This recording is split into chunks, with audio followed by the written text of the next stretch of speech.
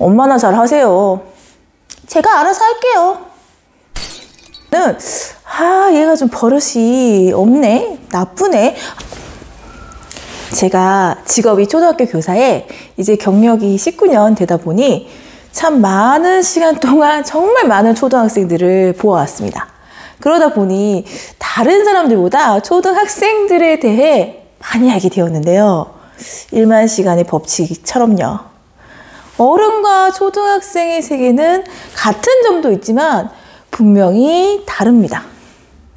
분명 우리 모두는 초등학교 시절을 지나왔는데 추억은 아련하겠지만 내가 어땠는지 기억이 잘 나지 않아요. 저도 그러니까요. 일상을 지나치다 보면 어른들이 초등학생들에게 뭔가 오해를 하고 대하고 있는 광경을 많이 봅니다. 넓게는 지나가는 어른, 친척들, 할머니, 그리고 가까이에 있는 부모님도 말이죠.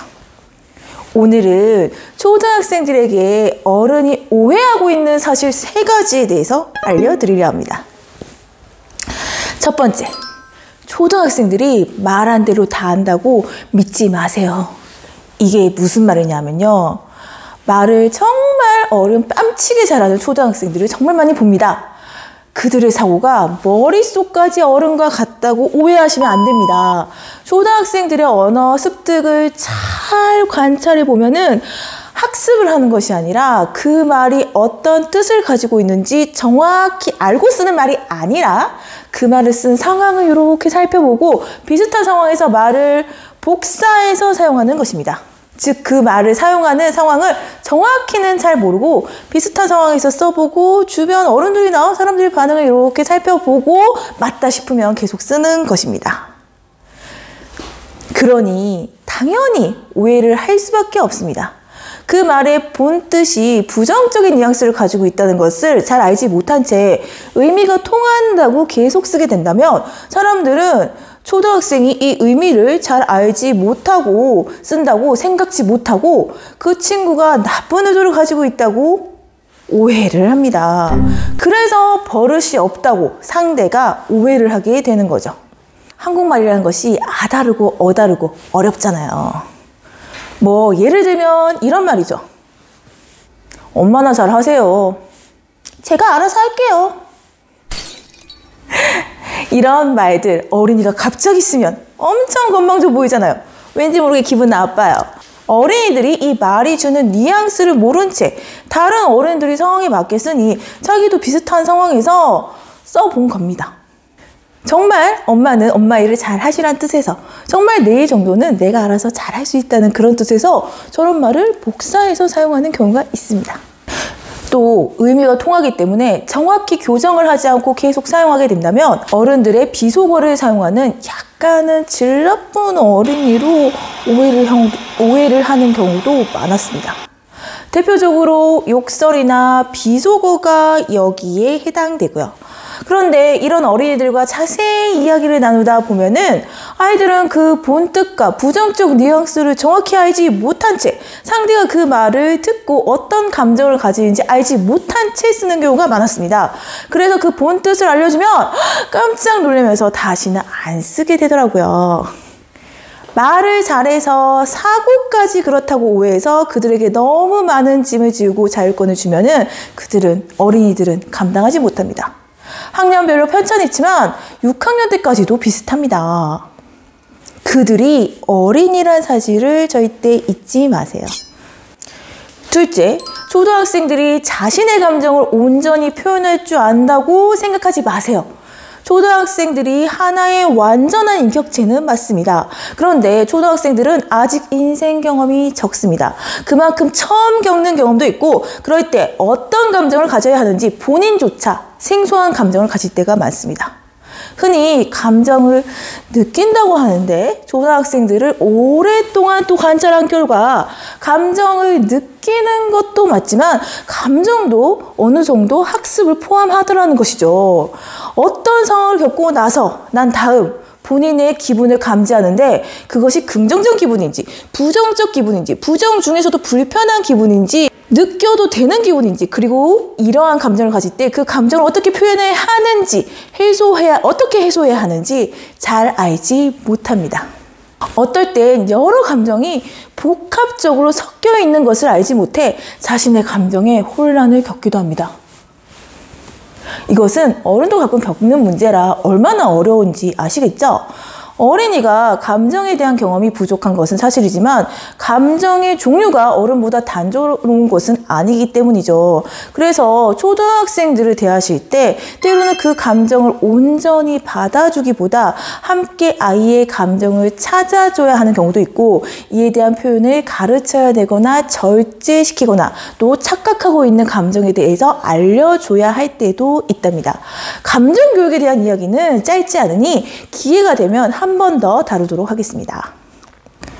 셋째, 인간 사이에서 지켜야 될 선을 잘 알지 못합니다. 어른과의 관계에서 선을 잘 알지 못해서 어른이 좀 친근하게 대하면 친하다는 생각에 자칫 예의 없는 행동을 할 때가 있습니다. 이럴 때 어린이들을 대해본 경험이 적은 어른은 얘가 좀 버릇이 없네, 나쁘네 하고 어린이를 판단해 버리는 경우를 많이 보았습니다. 그런데 아이들을 또 자세히 들여다보면은 아이와 이야기를 나눠보면 아이가 이 어른을 어느 만큼 친근하게 대해야 하는지, 얼만큼 친구만큼 대해야 하는지 잘 알지 못하고 편안함의 신호로 자기 친구처럼 대하거나 또는 개그 욕심 부리다가 예의 없게 비춰지는 경우를 많이 보았습니다.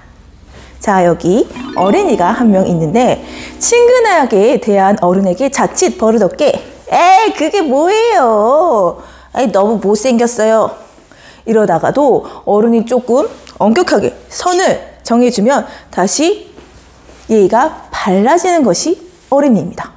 그래서 그 선은 사실 어른이 통제하는 것이 맞다고 봅니다. 혹시 친절하게 대해주는 어린이가 조금 무리하게 다가오거나 어른을 너무 친구처럼 대하며 예의를 안 지키는 경우에는 어른이 가르쳐주면 거의 정리가 됩니다. 어린이가 그 선을 잘 몰랐다는 뜻이죠. 이런 경우는 이렇게 해야 된단다. 이럴 때 이런 행동을 하면 어른에 대한 예의를 지키지 않는 것이 되어 상대 어른이 기분이 상할 수도 있어 라고 가르쳐줘야 합니다. 어린이들이 보통 낯선 어른에 대한 첫 번째 단계는 처음에는 낯선음에 대한 두려움으로 경계를 하다가 이 어른이 긴장감을 풀어주면은 농담을 하거나 자기랑 비슷한 어린이처럼 보이면 경계를 풀고 다가갑니다. 이때 경계를 풀 때 많은 어린이들이 예의와 친근함의 그 선을 모른 채 친구처럼 다가가다가 오해를 받는 경우가 많답니다. 어린이는 인생 시간상 물리적으로 경험이 많지 않다는 사실을 꼭 기억하시고 어린이는 어린이다 라는 마음으로 대하셔야 합니다. 반면에 반대로 어린이들에 대한 경험이 없는 어른은 어린이를 또 너무 아기처럼 대하기도 하죠. 그런데 이 경우는 어린이들이 자기 경험 속에서 자기가 지나온 시절이기 때문에 아기 시절로 대하는 것을 알기 때문에 자기는 그 정도는 할 줄 안다고 표현해 줍니다. 저는 그 정도는 할 줄 알아요. 앞서 말씀드린 것처럼 어른이 지레심작으로 어린이가 다 아는 것은 아닌데 성인처럼 다 알고 있다고 생각하고 대하는 것이 오해를 불러일으키게 되죠. 왜냐하면 어린이들은 아직 경험하지 못한 것이기 때문에 자기가 모른다는 것은 사실 다 모르잖아요. 그래서 꼬집어서 표현하기 힘들기 때문입니다. 그래서 분명히 어른이 대화의 주도권을 잡고 이끌어주거나 그 선을 그어주어야 됩니다. 너무 어렵게 생각하지 마시고 어린이와 충분한 이야기를 하시고 어린이의 상황을 이해하고 대화를 이어가면 큰 문제는 없답니다. 많은 어른들이 사회에서 사람을 만날 때 상대가 어떤 사람인지 모르고 있다가 대화를 하다가 그 사람이 어떤 사람인지 대화의 감을 잡아 나가잖아요. 어린이들에게도 그 정도의 신중함을 보여주시면 됩니다. 이렇게 어른이 대화를 이끌어주면 사실 어린이도 한층 마음을 편안해하면서 어른을 대한답니다. 오늘 초등학생에 대한 오해 3가지에 대한 이야기를 해보았습니다. 내 아이, 아이의 친구, 모든 어린이들을 대할 때 오늘 영상이 도움이 되시길 바라며 마치겠습니다. 감사합니다.